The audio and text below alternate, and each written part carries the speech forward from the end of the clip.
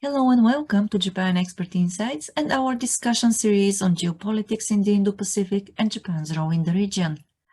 Every second Monday, Dr. Stephen Nagy, Senior Associate Professor at the Department of Politics and International Studies at the International Christian University in Tokyo, and host Maya Matsuoka host a discussion on the latest developments, new challenges, and shifts in the geopolitics of the Indo-Pacific region.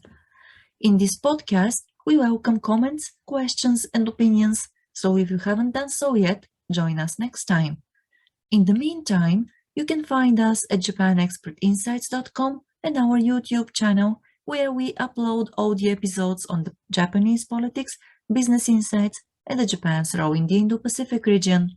Thank you very much for joining Stephen Nagy and me, your host, Maya Matsuoka. So, Stephen, shall we begin? Yes, Maya, thank you very much. And good evening to everybody, or good morning, or good afternoon, depending where you are. I'm sure some of you are watching the Winter Olympics in Beijing right now. Some of you are cheering, some of you may not be, but I do think it's really wonderful to see athletes from all around the world come together and compete, despite the politics associated with the Olympics. So today we're going to talk about the Indo-Pacific in terms of the Biden administration's, a kind of grading of his first year in power. And I need to talk about that at a few different levels, but there will be a Japan angle. This is Japan Experts after all, and we will talk about Japan-U.S. relations and how that's related to the Indo-Pacific. So today's discussion, I just kind of want to frame it, my initial remarks in terms of the Biden administration's Indo-Pacific reach out is to first talk about diplomacy, second to talk about trade, and three, to talk about new multilateral initiatives or a deepening of multilateral initiatives, which I think are really important for understanding the Biden administration. And four, I'd like to touch upon this idea of the domestic rejuvenation of the U.S., which I think is a really critical part of how the United States how the Biden administration views its strategy to engage with the Indo-Pacific. So on the diplomatic front, I think that when we look at the Biden administration and when they came into power, they took a very strategic and systematic and patient approach to rebuilding a lot of the credibility that I think that was lost during the previous administration.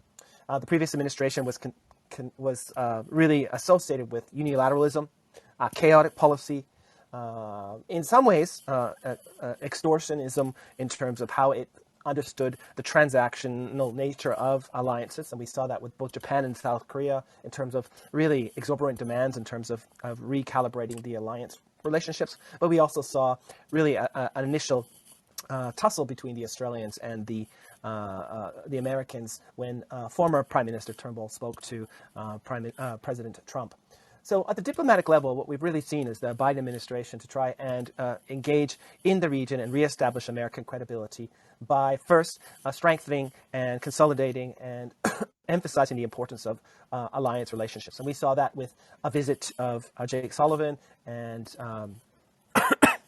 Anthony Blinken to Tokyo, which was followed to a visit to South Korea, really using those visits to consolidate the Biden administration's commitment to the alliances and to building strong partnerships within the region. That, of course, was followed by the summit with their Chinese counterparts in Alaska, where the Americans sent very explicit, strong messages to their Chinese counterparts. I think that was important that they did that following the diplomatic re-engagement with Japan and South Korea. We can discuss afterwards what the messages were at the Alaska summit. I think they were speaking to domestic audiences, in particular our Chinese friends, but I did think that it was the right dynamics to engage in that discussion after consolidating and the alliance partnerships with Japan and South Korea.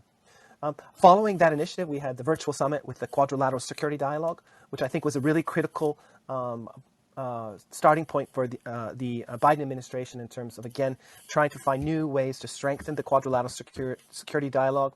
And they talked about cooperation in terms of vaccine development and distribution to emerging countries. They talked about cooperation in key areas of technology. And they talked about shared views about the Indo-Pacific. And this was substantially different than the 2020 summit between Mike Pompeo and the Quad partners in Tokyo, where Mike Pompeo had a very anti-China and anti-communist party message, which really didn't have any buy-in with Indian, Australian, and Japanese counterparts. Following the virtual Quad summit, of course, we had the bilateral summit between former Prime Minister Suga and President Biden, which emphasized the alliance, emphasized their commitment to the Indo-Pacific, and I think importantly talked about peace and security across the peace and stability across the Taiwan Straits, reaffirming that both parties support the status quo. This led to the G7 summit, again echoing much of the same rhetoric that the Japanese-American summit had, as well as a visit by the Biden administration to NATO to reaffirm the Americans' commitment to NATO. Lastly, and I think importantly, we had three events in the summer, which I think gave us mixed results. The first event in September was, of course, the live Quad Summit meeting with the Quad leaders, which again doubled down on much of the rhetoric and the initiatives that they discussed in March. We had the AUKUS agreement between Australia, the United States, and the UK, which is really about providing nuclear-powered submarine information to the Australians to enhance their deterrence capabilities and collective deterrence capabilities. But they also agreed to participate and cooperate in 4 critical areas: AI, quantum computing, hypersonic missiles, and lastly, cybersecurity. And I think these are all really indicative of the Biden administration's strong emphasis on diplomacy. But it hasn't all been good. And I think the pullout of Afghanistan optically played very poorly to many allies within the region. One, because it wasn't communicated well ahead of time.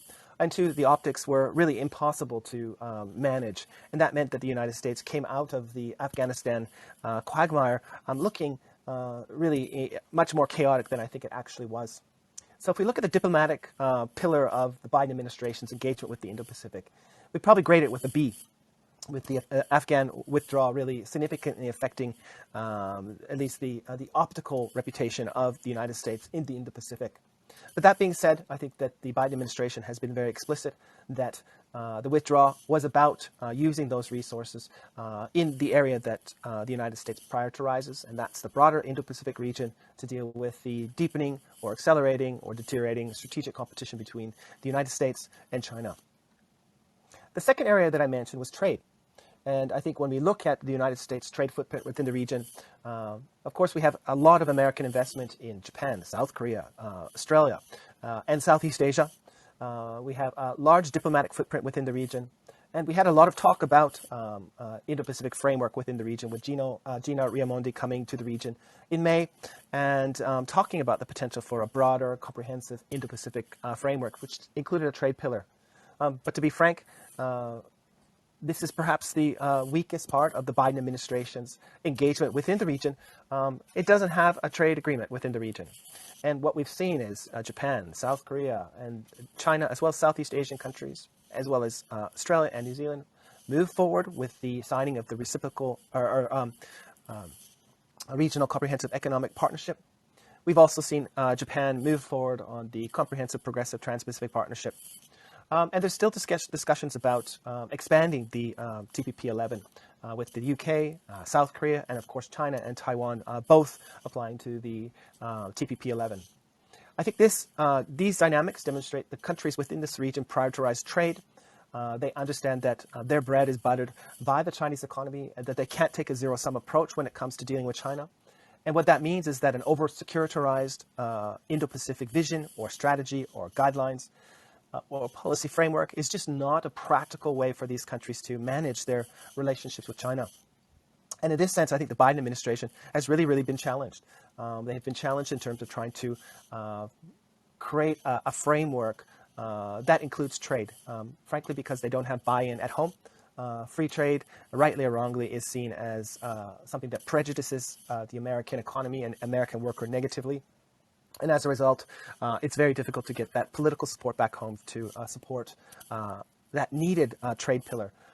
And again, if you talk to Southeast Asian countries, Japan, South Korea, Australia, and others, really they see a trade agreement that includes the United States as really fundamentally critical to anchoring the United States within the region and creating a more comprehensive U.S. approach to the region. So I mentioned diplomacy and I mentioned trade.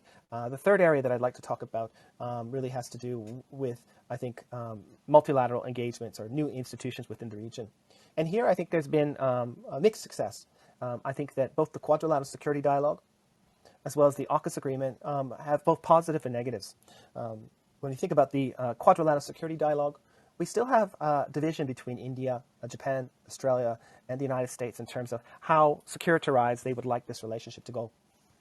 I understand the Americans gradually accepting the reality that the Quadrilateral Security Dialogue will be not the most critical security framework that will be used in the Indo-Pacific region. Rather, it will be an institution that is about problem solving, about providing public goods to the region, and about dealing with emerging issues that are going to face this region. And we've seen the evolution of this. It's moved away from a strict security focused discussion on maritime domain awareness and maritime activities to talk about infrastructure connectivity, to talk about technology cooperation in specific fields such as 5G and 6G. And they've also talked about, again, vaccine development and distribution. I think this is clear evidence that the Quad is evolving away from a primary security-focused agreement to one that's going to focus really on these ideas of providing a public good to the region and problem solving. And that's probably an important and a good direction for the Quadrilateral Security Dialogue to ensure that the four countries can work together more seamlessly on issues facing the region. The AUKUS agreement is another interesting multilateral agreement that I think has brought some important institutional framing to the region. As I mentioned, there is a strong deterrence side to the AUKUS agreement with the acquisition of nuclear-powered submarines.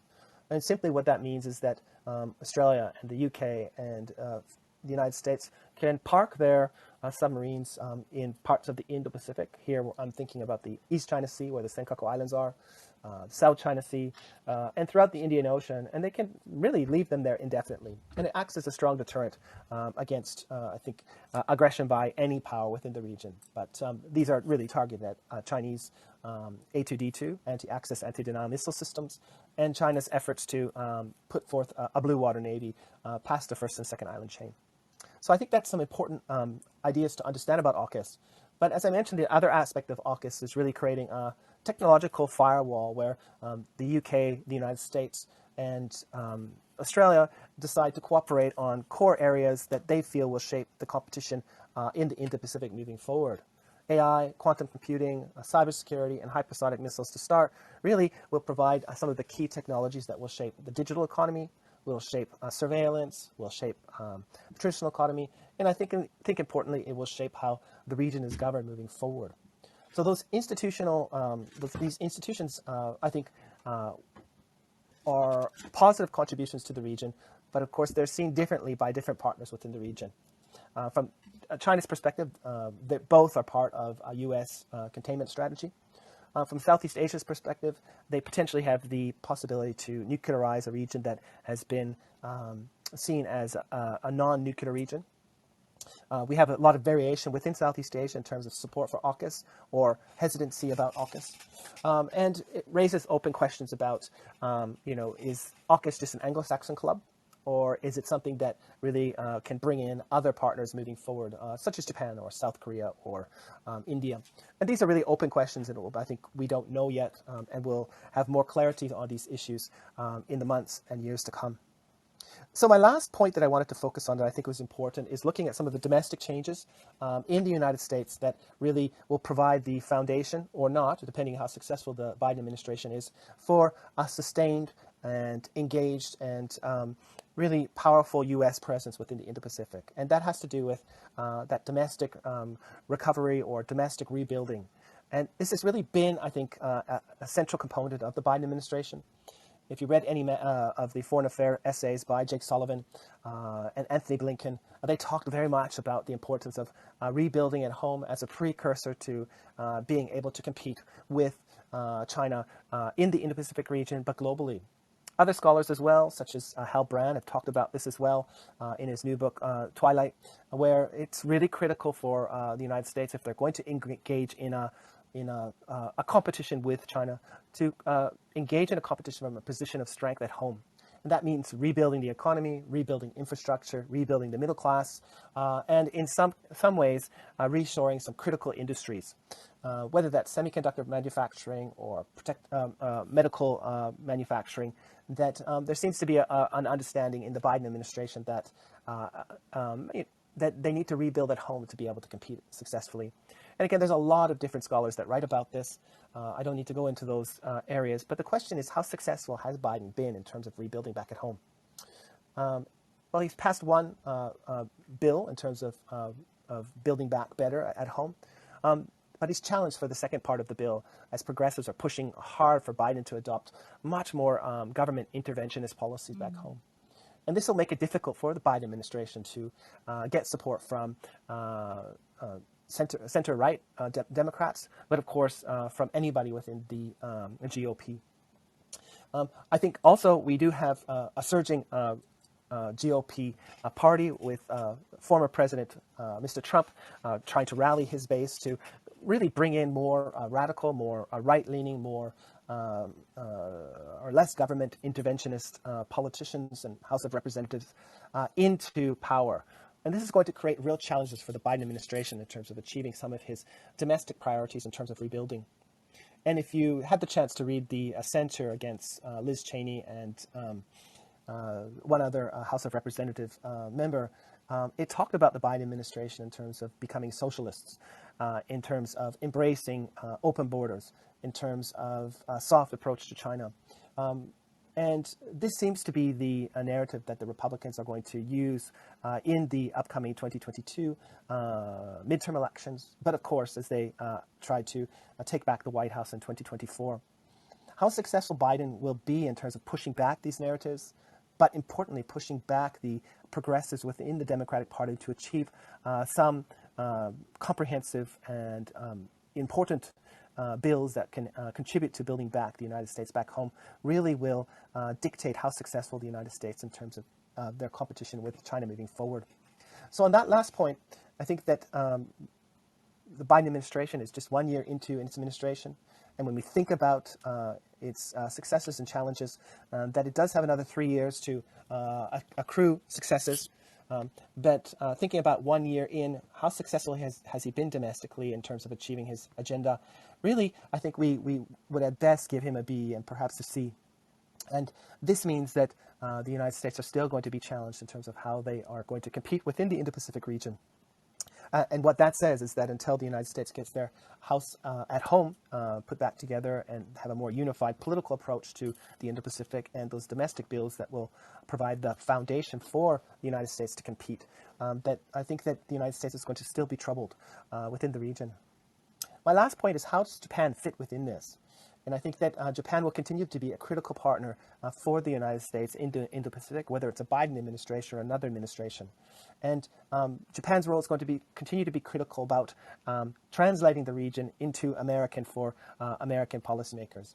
And what I mean by that is really trying to articulate how Japan and other countries within the region cannot take a zero-sum approach to how they deal with the Indo-Pacific, and in particular how they deal with China. Japan will continue to be an important partner because of the U.S.-Japan alliance. This is the broader framework and the base for the security architecture within the region.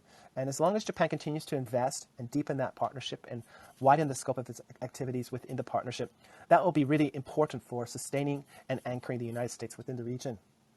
Now, Japan is doing this in a lot of different ways.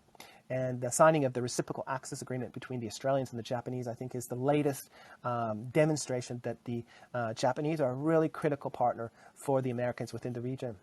They're diversifying their security partnerships, but also increasing their burden in different ways with other like-minded countries within the region, so that the United States doesn't have to shoulder the burden for the security architecture within the region by itself. And that role will be increasingly important as we move forward. The United States is one country. It doesn't have the same advantages it had when it was competing with the Soviet Union, as it will need to compete with the Chinese. And as a result, it's going to need stronger, more proactive partners such as Japan within the region.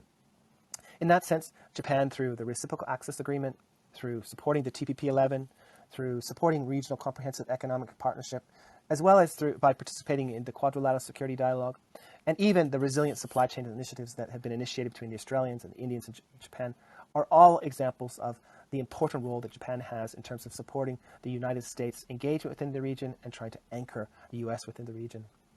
So just to kind of go over my key points, I think that diplomatically, on the trade front, and in terms of multilateral institutions, we have a mixed record by the Biden administration, but it's a much better record than the previous administration.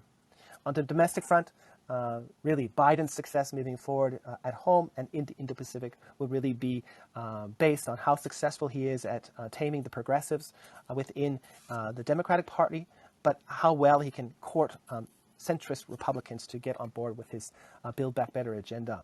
These are big challenges, and we don't really know if he'll be successful. The current momentum suggests that he'll be challenged in the coming year, but he does still have 3 years left. So with those 4 points in mind, I'll stop there and open up the floor to discussion by all our members. Stephen, you mentioned that the success of the United States as a strong partner in the Indo-Pacific region depends on, in the short term, of course, depends on how the Biden administration can, or how the administration does at home. So, and I also gather from different sources that there has been mistrust between a large portion of the population in the United States and the current administration there. And I think that it's not the case only in the United States. It happens also in other Western countries because, well, for different reasons, of course. And it looks to me that this mistrust between the population and the government is not so visible here in the Indo-Pacific. So still, it's really interesting to observe the dynamics of how it goes because, as you said, still it looks to me that the countries here in this region, they are a little bit better positioned to maintain the status quo. I mean, the peace in the region and also the stronger, or let's say the development of the institutions and regulations which you have been talking about in our rooms. So I think that we're in a period of flux, and you're seeing, if you, for example, our Australian friends have been also an important part of helping the United States remain anchored in the region.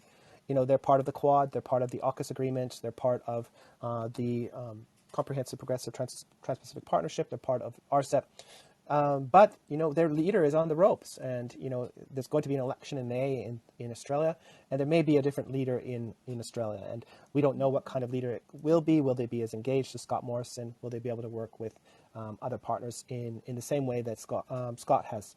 And I think for Japan as well, when we think about Japan under Prime Minister Kishida, I think that compared to former Prime Minister Shinzo Abe, we wouldn't characterize his leadership as being forward-leaning, rather quite, domestically focused. And he's thinking about his election, and I see Timothy Langley's on the call, so he could speak to this. But he seems to be positioning most of his policy choices and economic choices on that upcoming election, rather than, I think, investing in those critical institutions that I mentioned that are really important in anchoring the United States within the region and dealing with some of the challenges. South Korea has also an election. We could get a very conservative leader coming in that would have a more pragmatic approach to dealing with Japan-U.S. relations. And if that's the case, we may see a better shift towards helping a Korea role within the Indo-Pacific. But if the progressives get reelected, we're going to have a huge problem between the South Koreans and the Japanese because the South Korean progressive candidate for the presidency has really hard views about Japan. In the Chinese context, President Xi will likely be reconfirmed as leader in the 20th Party Congress that's going to come in the fall of 2022.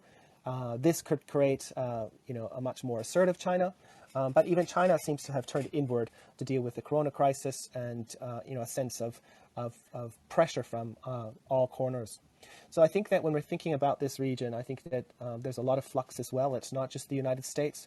And I think this is the period of time that we're in is a period of enormous change that we haven't really experienced probably since World War I in terms of how economies are changing, of course, how the different kinds of power that we have.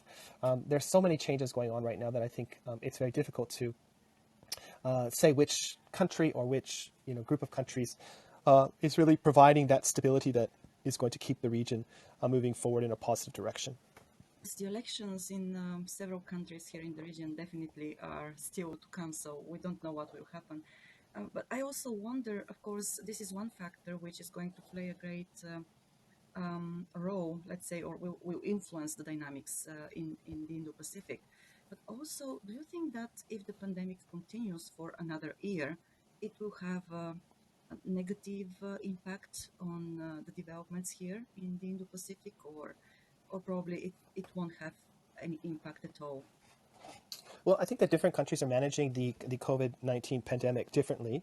And I think if you take a look at, for example, Australia, next week, they're going to be welcoming international travelers. They've come to the viewpoint that they're going to have to coexist with the virus. And, they're opening up. I assume Japan will open up to some workers and international students in the summer after the election. South Korea has remained relatively open.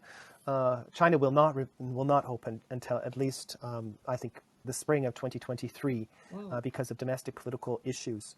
So I think we're going to see a very uneven approach to dealing with the COVID issue because of different political cycles within each country, because of the comfort level with coexisting with COVID-19, but also the realities that different countries have used different vaccines, and some vaccines are less effective than others.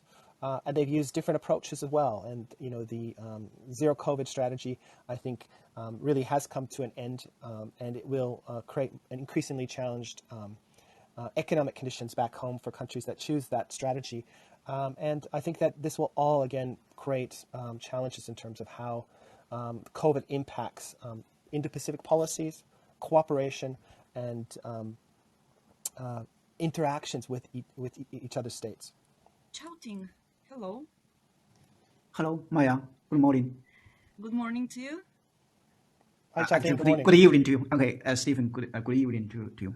I do have a question for Stephen. So you have mentioned the Biden administration has changed the chaotic unilateral approach of Trump administration to a new multilateral approach. I do agree. So I have seen Biden administration has made some achievement in this regards. So I have one concrete question about Biden administration's approach in Indo-Pacific. So we have seen the difference between Biden administration and the Trump administration, but on the other hand, I have also observed some continuation between the two administrations. One example is about the operation of freedom of navigation. Okay, so both administrations have emphasized the importance of freedom of navigation operation. From my perspective, this is just an evidence that the Americans have a strong strategic culture tradition for freedom of sea. So this is an old tradition of the U.S. Since Hamilton. Okay, Hamilton is one great statesman of the U.S. and the so-called Hamiltonism has the argument of maintaining freedom of sea, and it's very important for the United States. I mean, since the beginning of the United States, they have the idea of the so-called freedom of sea. That's why the U.S. has been always emphasized the importance of freedom of navigation. So this is an old tradition. That's why both Trump administration and the Biden administration have emphasized its importance. And this is a fundamental conflict with Chinese. For China, okay, the most part of the South China Sea is the sovereignty of China. And now the U.S. is sending its sending its navy to carry out the freedom of navigation operation. This is a violation of Chinese sovereignty. So this is a fundamental conflict between the U.S. and China. So I have not seen any signal that the two countries can reach an agreement about this fundamental conflict. And another question from me is about the performance of Biden administration. Has Biden administration made some improvements in terms of freedom of navigation, especially collaboration with its airlines and partners? We know Trump administration has confirmed the importance of freedom of navigation, but there is no significant support from U.S. airlines and partners. Has Biden administration made improvements in this regard? That I just want to know if Biden administration has convinced more partners and allies to join its freedom of navigation operation. Thank you, Chao-Ting. Everything was very clear. I appreciate your comment about the, I think, the fundamental divide in views about the South China Sea from the U.S. viewpoint and the Chinese viewpoint. And I think it's correct. And if you're interested in this, Michael Green's book it's called More Than Providence, talks a lot about your very point that the United States views the free movement of the seas as integral to its security, and that it will not compromise or allow for one country or several countries to have regional hegemony, because from the U.S. point of view, that this provides a platform for insecurity from the U.S. viewpoint. Now, I think that, again, looking at the South China Sea from the Chinese viewpoint, I completely think that the Chinese historical claims about the sovereignty over the South China Seas is not legitimate. But from the security standpoint, I think that the rationale of how the Chinese understand the South China Sea is very, very, very rational. They understand that their greatest source of insecurity will come from their coastlines. They have very few ports, and they have very few deep water ports that allow them to continue to engage in economic intercourse with the region, but also globally. So from their viewpoint, that their coastlines, including the South China Sea and East China Sea, would be the natural place where Americans or whoever would cut off access for the Chinese economy, and of course that would be the end of the Chinese economy within weeks or months. So I understand the Chinese viewpoint very well, and these are incompatible viewpoints and will be a continued source of tension moving forward. Can the United States and China come to some kind of agreement about the South China Sea? I don't think it's just their region to cut a bargain with. We have other stakeholders that use the South China Sea. Of course, all the Southeast Asian countries, whether it's Vietnam or the Philippines or Indonesia, they all have an interest in the South China Sea remaining as international waters. I think that Japan, Taiwan also have a deep-seated interest in it remaining international waters. But also, any country that does trade within this region has a deep-seated interest in ensuring that the South China Sea remains governed by international law. So in this sense, I think that the global consensus is that the South China Sea should remain an international water body and should be governed by international law. And this puts China in a very, very difficult position because it's really going against the international community's view. And your second question, has the Biden administration substantially or fundamentally changed the freedom of navigation operations? So I don't think that they've fundamentally changed the freedom of navigation operations in terms of number or quantity. Where I see a shift is that there seems to be more buy-in from European countries as well as Japan in terms of conducting de facto freedom of navigation operations through the region. We've seen German ships, Canadian ships, Japanese ships, Australian ships, Indian ships, I think I mentioned Canadian ships, really transiting the Taiwan Straits or going through the South China Sea and treating them as international waters. And I think that's going to continue. And I think this is related to these countries having a more confidence in the Biden administration, but also understanding how critical these sea lanes are in terms of their own economic prosperity. And when I talk to Canadian policymakers, one of the examples I give is that about $23 billion US in Canadian trade goes through the South China Sea for Canada every year, and it continues to increase. Now, it doesn't sound like a lot, right? That's just that's not even a quarter of Elon Musk's overall wealth. But from the Canadian economy, this is a lot, and I think that it represents how many countries are thinking about the region, is that they need to invest in the region by cooperating with the United States and other like-minded countries to send the strongest signal to Beijing that these waters are international waters and they will be treated by international waters. And in that sense, I think the Biden administration has provided the confidence for these countries to take a more forward position on the South China Sea in terms of real or de facto freedom of navigation operations. Yeah, I have seen continuation between Biden and Trump. Both have carried out freedom of navigation operation. But as you have emphasized, I think the Biden administration has made progress in convincing its airlines and partners to join a freedom of navigation operation. So I have seen Germany, one of the most liberal countries in the world, has sent its warships to Indo-Pacific, including South China Sea. Yeah. Okay, so I think this is a signal of Germany that they want to join the freedom of navigation operation. This is a signal from Germany to China. Absolutely, and there's a growing cohort of countries that are sending the same signal. And if you look at the the Indo-Pacific guidelines out of Germany or the French Indo-Pacific framework, the Dutch one, and likely a Canadian one that will come out hopefully in May or June, that they're echoing similar issues. Is that what's happening in the region? It has the potential to fundamentally destabilize the security and stability within the region, and that they have an interest in ensuring that the region remains stable, rules-based, and governed by international law, not by power. Eleanor, hello to you. Hello, good morning from Washington. Good evening to those in the Indo-Pacific countries.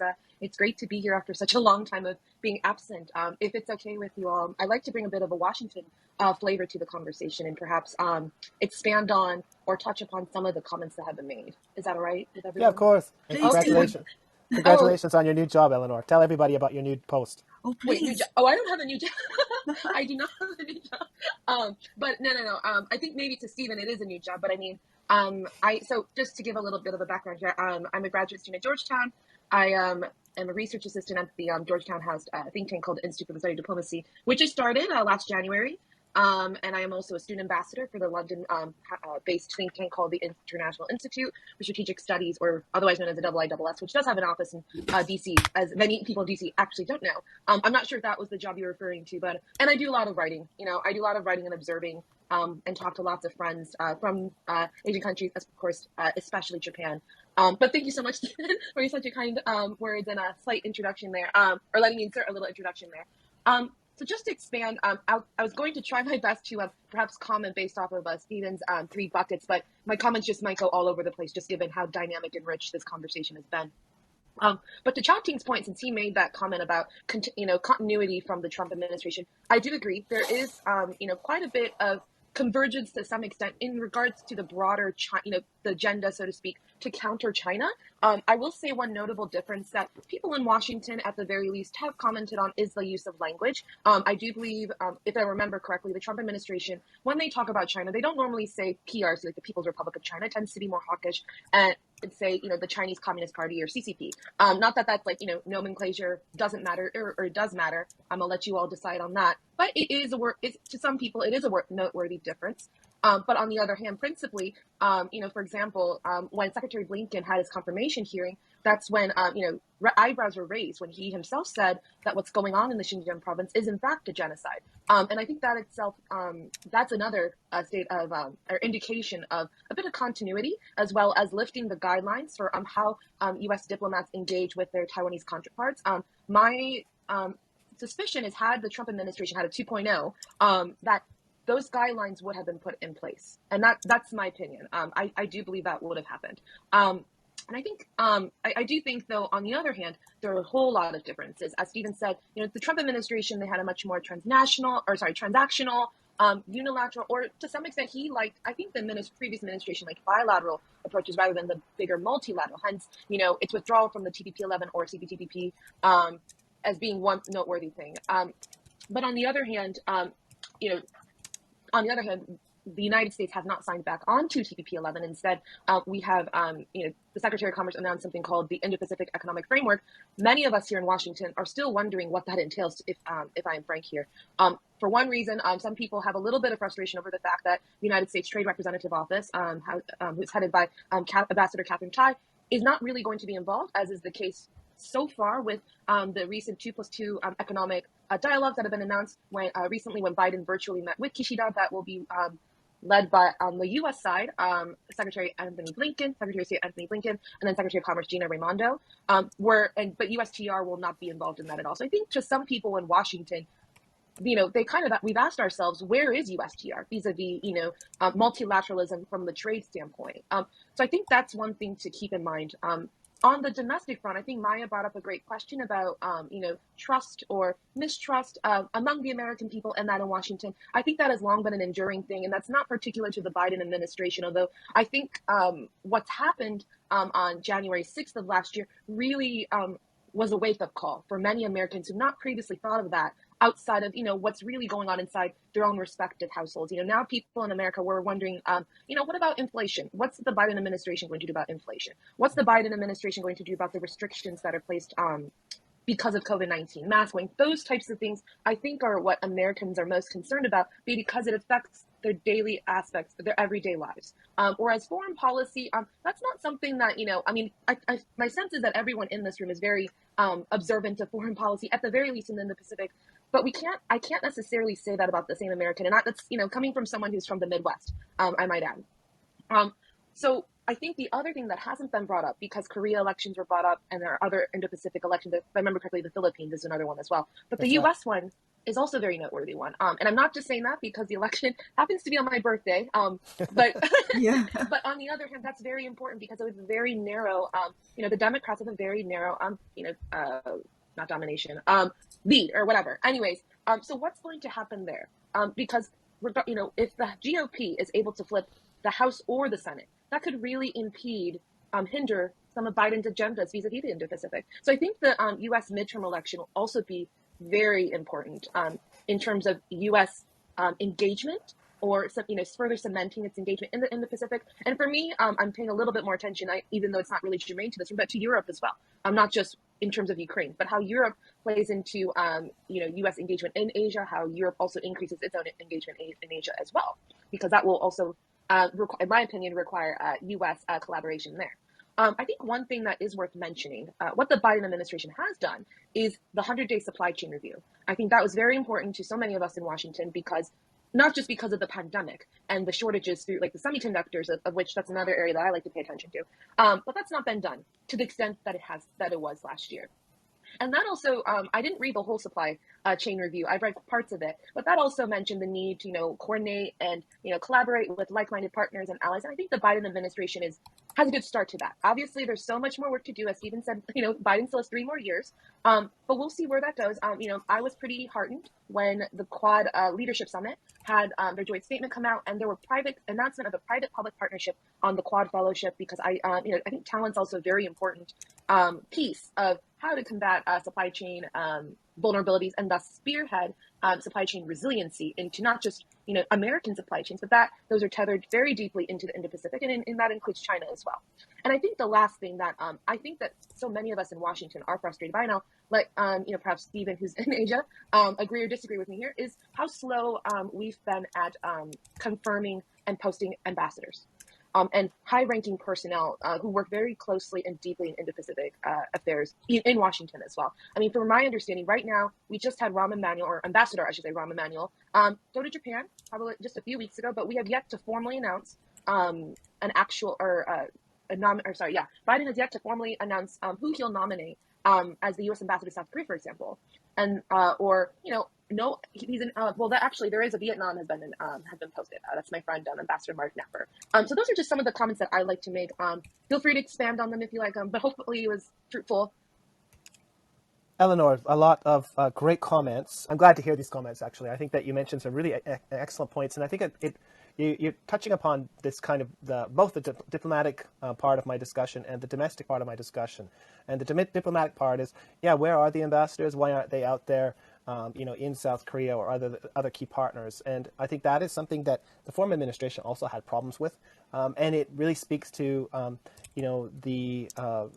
I guess, one of the weaknesses of the U.S. policy within this region is that really, really strong diplomatic engagement. And I can't tell you how much I hear from countries within this region, how important that sustained face time is important in terms of building trust and commitment to the region. So I think that's something really, really important. Your point about the midterms, yes, it's, the worry is that actually both the House and the Senate could turn. And if that is the case, I think that we're going to have a really different Biden administration for the last 2 years that will probably focus on the areas that it can. And that's generally foreign policy, right? And it'll be interesting to see what kinds of initiatives come out of the Biden administration if that's the case. I didn't mention this in my comments, and maybe I should include them. Is I also have concerns about the viability of the vice president in terms of being an important part of the administration if it's reelected moving forward. And I think that that's shared amongst many of the leaders within this region is they see the vice president as, on the progressive wing of the Democratic Party, and that she may, if she does become the president or has a bigger position within the party and in the administration, that could pull those progressive tendencies to the center of the Democratic Party, which of course would probably not be positive for a very, very proactive Indo-Pacific engagement. But I'd love to hear your views on that, or any other people on in the room. Sure, I can comment quickly about. I'm not terribly well versed in regards to, I'm not a deep Kamala Harris observer here, but one thing, a few things I do remember is she was quite criticized when she visited the central Northern Triangle area for her comments on immigration. I know that's not germane to Indo-Pacific, but the next one will be when she visited Southeast Asia last year.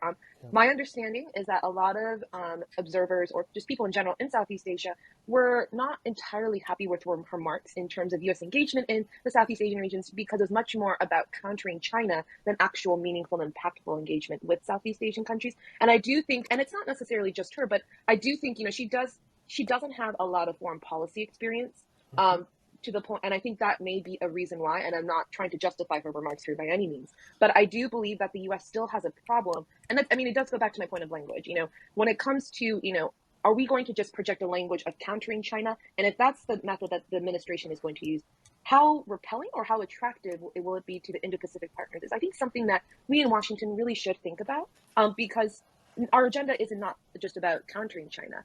It's to, I think, market ourselves in a way that our way, our democratic values, our principles are more attractive than what China has to offer. Not necessarily about countering China. I think that nuance is there, and I think that matters. I hope that answered your question, Stephen. Yep. And this is a dialogue with, we learn from each other, which is Yes. what I love about this Clubhouse format. Let's pull in somebody else that would like to share their ideas. I would like to ask you how to see this, like a future course of U.S. approach to China.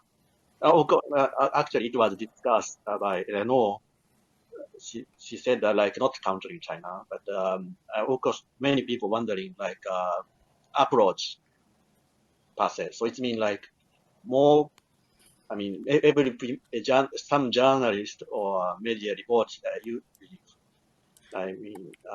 mentioned that U.S. is likely going to take more confrontational approach to China. This kind of thing is, seen broadly in the media report.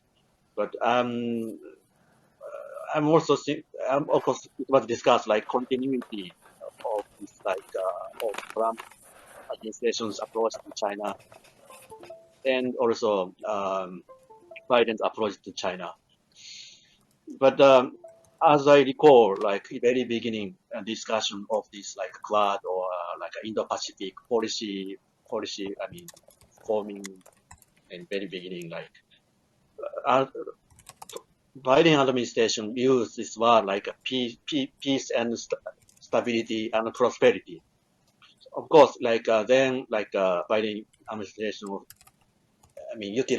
started to utilize this open and free Indo-Pacific. Then now they mix up a free and open, peace and stable, prosperous Indo-Pacific as a strategy. It was mentioned in the Quad statement, perhaps, if I'm not mistaken. But so it means real intent of Biden's, approach to Indo-Pacific, especially China, is questionable. To me, is really which directions the Biden administration is going from now, especially is the administration, Biden administration is really going to that even more confrontational approach amid or perhaps if times come close to this midterm election, maybe domestic political turmoil.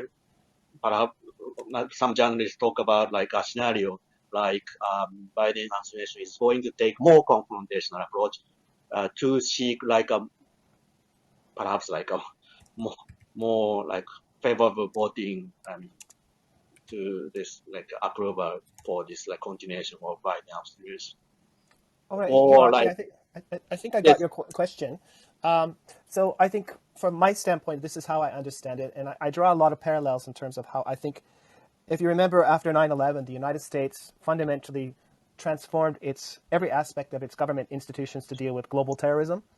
That meant economy, migration, alliances, how they dealt with oil, how they dealt with visa processes, how they dealt with education and student exchanges from the Muslim world. I think that the United States now is doing something similar with their policies towards China, and I think the best example is for you to, you can just Google this, go to congress.gov and look up the Strategic Competition Act of 2021. And, I haven't read all this. I believe it's 4,000 pages, but this is a bipartisan bill. So I think this will be this is not about the Biden administration. This is bipartisan agreement in terms of how the United States is going to deal with China. And I'll just read a couple of the titles: Investing in a Competitive Future, Science and Technology, Global Infrastructure, Digital Technology and Connectivity, Investing in Alliances and Partnerships, Strategic and Diplomatic Matters. It's very, very, very, very detailed in terms of where they're going to invest in economic statecraft. So looking at this particular bill, which again, as I want to emphasize, it has broad bipartisan support, suggests that the United States is transforming its government again to have every aspect of government transform their policy through a China lens. And this is, I think, one of the actually amazing aspects of the United States, how it can transform its governance system at so many different levels. And I think that this particular act is very, very illustrative of the new government inclination in the United States, which it covers the military, the digital economy, education, economic statecraft, and many, many more. So I think the military side of the competition is only one pillar of a very, very broad, multi-decade investment in the competition with China moving forward. The more interesting question is, can China transform its system to be competitive with a country like the United States that's accustomed to competition and flexibility? And this is a really interesting question that I don't know. My sense is no, but I'd sure love to hear from others. I know that like by existence of bipartisan consensus in the U.S. Of course, it is broadly discussed in the media. But if you see like current Chinese change of attitude, especially like Beijing Olympic, so many media suddenly broadcasted like reports that kind of Chinese side like sort of like a nuanced approach. How could I say presentation of its like presence in the world, like Beijing Olympic as send this kind of message to us, like China is seeking more like harmony, like cooperation, also like Yes, stability in this that's true country. indeed. What we see, and I think that we need to be aware that the Chinese is a multi-layered approach, and sometimes what we see on the surface is probably not the same below the surface.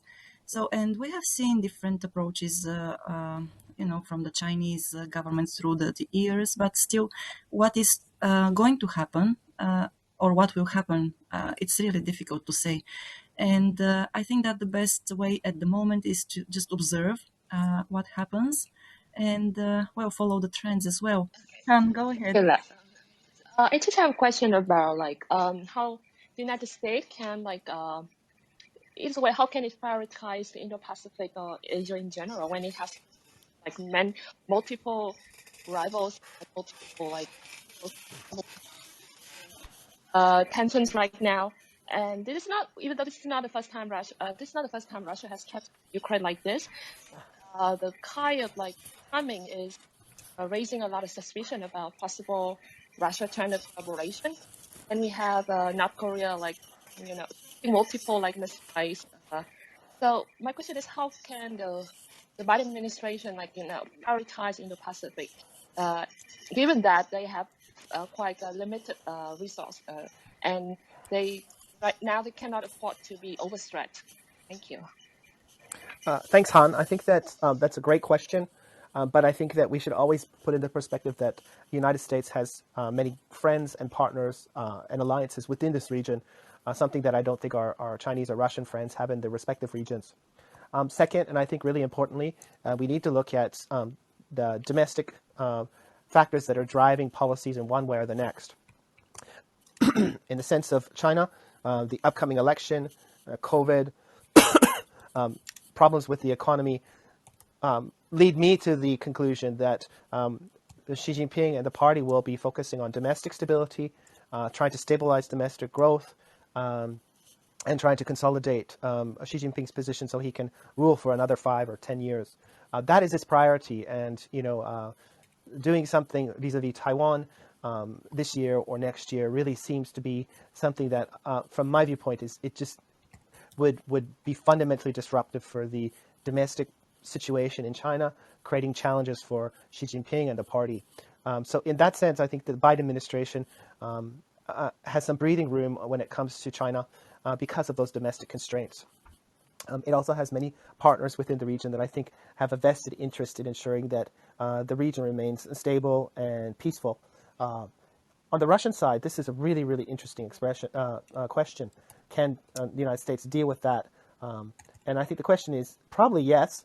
And I think it's understanding the limits of Putin's policies in Eastern Europe. Can he get away with a partial annexation or partial, invasion of Ukraine? Likely, the answer is yes. But the consequences for him domestically, I think, are severe, and that it could be more destabilizing for him in the short to midterm, which suggests that he's probably not willing to risk it. So in the sense that going to the root of your question, can it deal with both of these problems?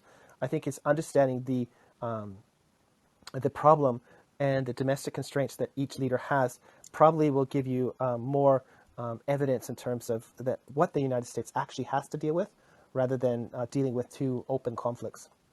Look, Just a very quick question, because I know we're up against time. Stephen, your insight on the United Nations and of course the members here in Asia and around the world, and it's slow. It's very slow reaction to North Korea's consistent nuclear weapons proliferation and advancement and failing to take any action at all.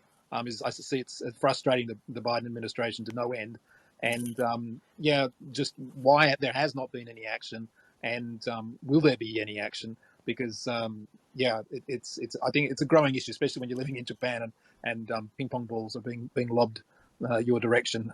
It remains a very uncomforting environment. So it's a great question, Luke. So I think on the North Korean side, the United States, the Biden administration fundamentally wanted to shift away from the personality-driven discussions that were going on between the Trump administration and Kim Jong-un's government, back to a traditional approach that focused on an alliance approach, deterrence approach. Now, the question about North Korea is, this month they've tested more this month in terms of their missile system than they have in the past 2 years. The question is, do we have a right to respond? And it depends where the North Koreans are testing their weapons. If they're testing in their waters, we don't have a legal right to respond to them, in my understanding. The recent missile that went into space, the North Koreans calculate their provocations in a very detailed way. So the missile goes up and it goes into space. It doesn't go into any country's airspace, and it lands in a position that's in no country's territorial waters.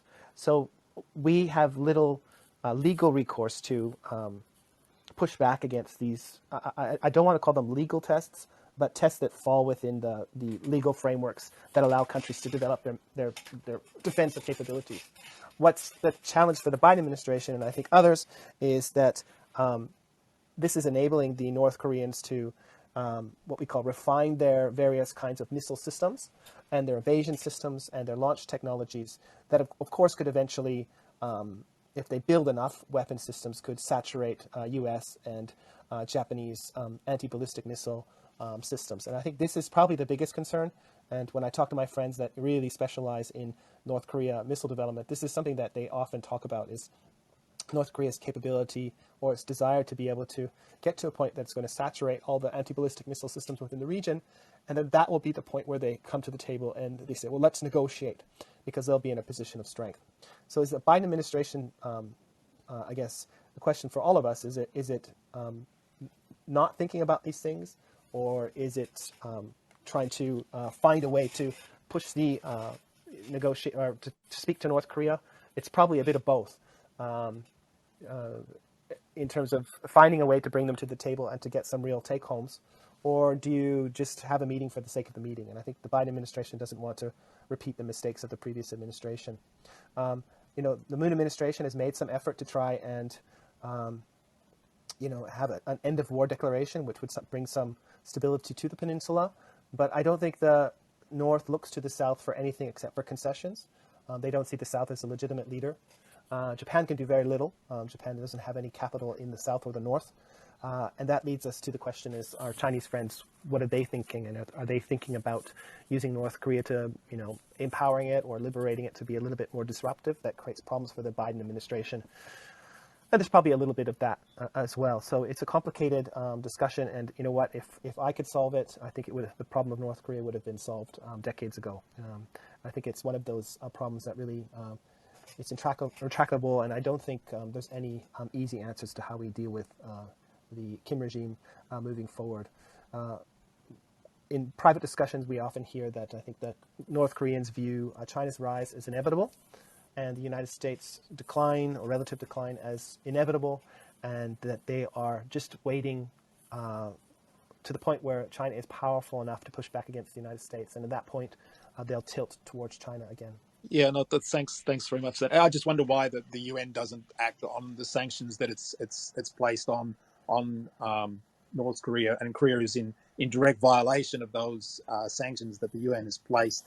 And yeah, that of course there's a lot of power play in the background, and but yeah, I'm that's something that affects the region, and it would be good if the UN would actually have some teeth. I know this is a consistent complaint of the UN for years and years and decades, but if they actually put down in their sanctions that they can't actually create these missiles and all the certain variants of these missiles and actually go and do it, then there has to be some ramifications, and unfortunately, there doesn't seem to be, and then anyone can do anything about it anyway. No, that's the problem. And of course, this United Nations Security Council does have 2 spoilers on it, which means that it's hard to take a unified approach. Yeah. But we do have sanction evasion policies allowing for Canada and the UK and France to engage in sanction evasion activities in the South China Sea.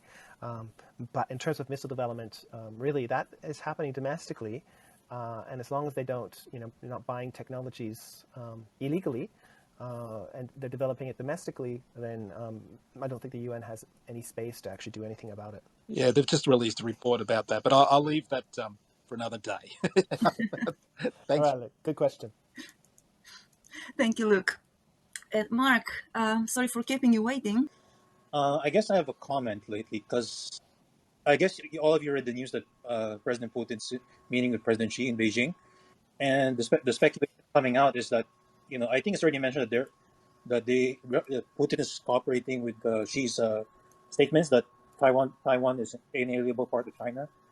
So from that part, there's the comparisons that the Taiwan situation is going to be like Ukraine, because lately there's more rhetoric coming out of China that if the unification of Taiwan, China can't do it peacefully, if they can't do it peacefully, then they'll do it by force. So and also I talked to some people online, and they said maybe she is looking to see how Putin is going to react in, I guess, after February 20, because that's when the military drills with Belarus are over. So I'm keeping an eye on that side too as well. I'd like to know your thoughts about it, Stephen. Thanks. Thanks, Mark. It's a good question. So I think that China does have a lot of, if let's say Russia was to do something against Ukraine and the United States and the EU does remain cohesive and they have a collective approach to the United States or to the Russia, one of the challenges will be fiscal or financial sanctions against President Putin and his acolytes, and fundamentally, shifting creating challenges for the elites to, use money abroad and to make international transactions. And I think, in my understanding, this would create challenges in terms of Russia-China relations because, China does business with Russia. They have to pay Russia. And if our Russian friends can't use the international financial system, this would be a challenge. So my sense is if Xi Jinping was to say anything to Putin was that they support dialogue and, finding alternative ways to achieve their political objectives that isn't an invasion. Because it will have consequences for China. And as I mentioned, China's economy is moving towards a negative trajectory. The last 2 quarters in terms of growth was a significant drop, and it will continue to drop as the periodic lockdowns in China continue. So I think that China's interest in Xi Jinping would probably have said, we're not we're publicly supporting you, but in private we caution you against this. We think it's the wrong strategic move, and I think Russia as well understands that that they're not going to support the Chinese in Taiwan, and this would cause problems for the Russians. So I think that although they're speaking about supporting each other, I think the reality is that they prefer that the Taiwan and Ukraine situations are not dealt with by force. And that somehow, both political entities find a way to, in this case, return to China or find a way to create or to join the Russian sphere of influence. Is that possible? I don't think so. But I don't think I don't think the bromance that we see in the newspapers is indicative of the reality of their strategic thinking. Oh yeah, yeah. That reminds me of what happened in Crimea, because I remember the time China was very muted with the responses on both sides. That's right. They don't. I think China's not in a position to take on more pressure diplomatically and security, and again on their economy. It's not the domestic political season, and I think that the downward pressures on the economy are significant, and it would only create more challenges for China, not less. All right. That sounds interesting. Thanks. You're welcome. Oh, we've got Rich. I'm sorry to interrupt you. No problem, but I just want to thank you. Just a quick question. So, and I raised this on a previous call, I think, but somebody talked about North Korea and their domestic missile program, and therefore UN sanctions maybe are difficult to apply. Now, I don't really pretend to understand the details of how that works, but it seems to me that North Korea might not be doing this entirely on their own, and that China might have some involvement in this. I mean, going back to the Korean War, China was certainly involved, and I can remember this a few years ago, but there was Chinese banks kind of sponsoring North Korean military production, if I recall. I don't remember the details of it, but does anybody have any commentary on that? It seems to me that it's unlikely that North Korea would be able to do this kind of thing if China truly didn't want it to happen. And I mean missile launches. Thank you. So, it's a great question, Rich. So, when I speak to my Chinese interlocutors, one thing I often hear is that, they make fun of Kim Jong-un, and, they look at North Korea as a strategic liability, and that the North Korean nuclear program as, a big problem. And the last test in 2017, when they did a nuclear test, there was an earthquake and there was rumors of radiation leakage into northeastern China, and it created problems for the government. The people in northeastern China really started saying, you got to do something about North Korea, and it pushed the Chinese government to take a stronger position. I think most evidence suggests that some of the equipment that the North Koreans have come from the Chinese, but they've been cut off for so long and they've used illicit pathways to develop and acquire the technologies, whether it's from Iran or other countries, to develop their missile systems. And now they have enough experience where they can develop a lot of this domestically through trial and error, but also different kinds of systems that they they can test these through computer simulations. So I think a lot of it today is domestically driven. Does China have a say when they test? I don't think so. And this is a continuous source of frustration for our Chinese friends, is that the more the North Koreans test, the more Americans come in. The more Americans come in, the more satellite technology and other forms of surveillance are in the region.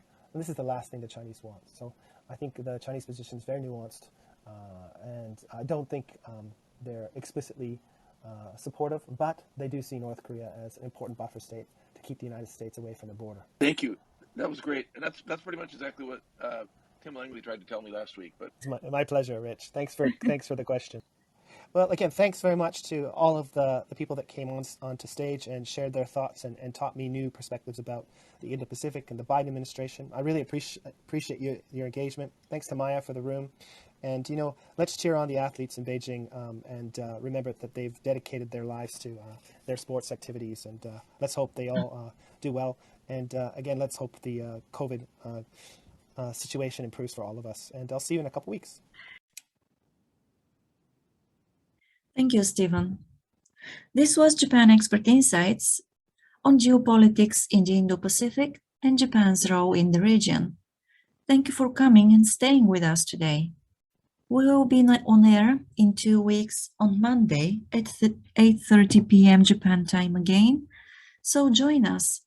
Until then, you can find us at japanexpertinsights.com and our YouTube channel, where we upload all the episodes on Japanese politics, business insights, and the role of Japan in the Indo-Pacific region.